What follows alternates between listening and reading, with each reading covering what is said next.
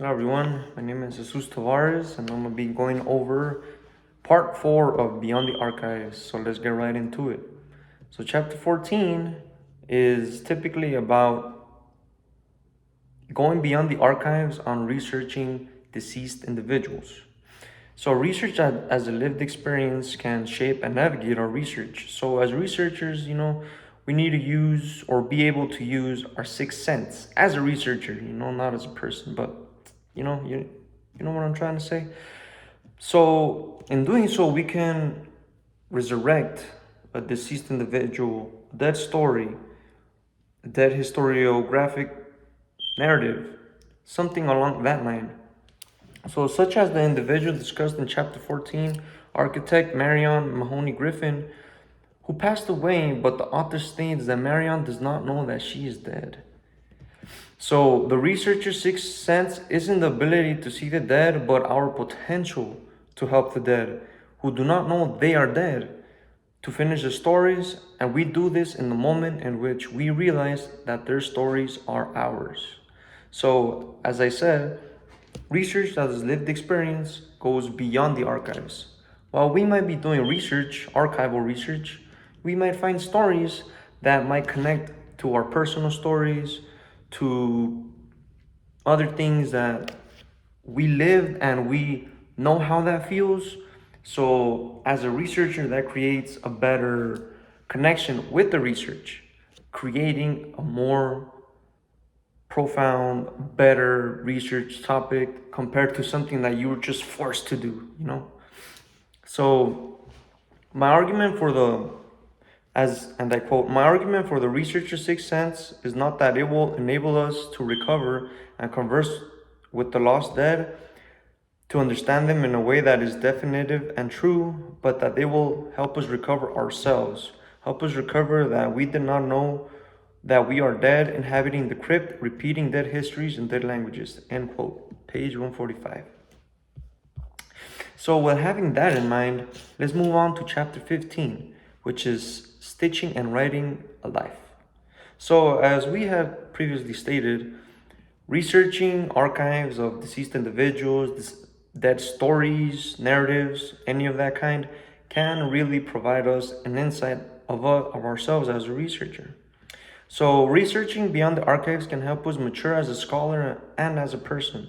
For example, the author states, quote, although alienated by her evangelical impulses, I also noticed that when I engaged with Janet's text, my life became better as I became less judgmental of others. Page 151, end quote. So in this chapter, researching archives can influence how we view our lives. For example, myself, for my graduate study, I'm concentrating on the modern campesino experience of the Salinas Valley. So as I research, I keep finding more and more and more information that I connect with. So me connecting with the research provides or makes the research more valuable. I want to perfect it. I don't just want to complete the assignments as I have done or I'm doing in some classes, I need to do it just because I have to, not because I want to. There's a big difference. So as scholars, the research navigates on what to look for and what to avoid.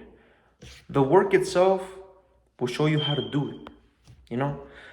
So with that said, let's move on to chapter 16. When two stories collide, they catch fire. So researching deceased stories or individuals can connect to how we view archival research and how that connects to ourselves and as scholars. So when you find two stories or two narratives that you connect with, they collide and they catch fire. So for example, in chapter 16, you just never know where your research might take you. So Blas Polos, the author, emphasizes Manjiro's historical narrative and connects how the professor, Hasegawa, held the largest book collection on Manjiro, the individual whose life work was crucial for the intended research of Blas Polos, the article author. As a result, the author states that, quote, I began the research for what became my historical novel, end quote, page 156. So these research methods and approaches go beyond the archives. It is not only about researching information, but it also signifies what the research made. What importance does it have? How can this help me? How can this help the community that I'm living in? You know? So, quote, my novel about Manjiro is dedicated to him, the man who spent his career writing the balance of the world so often tilted by human greed and ignorance, end quote, page 159. So, as I said, you just never know where your research might take you. Just as in this example, the author was intrigued by a bird species up in the Atlantic coast that was found in Japanese islands.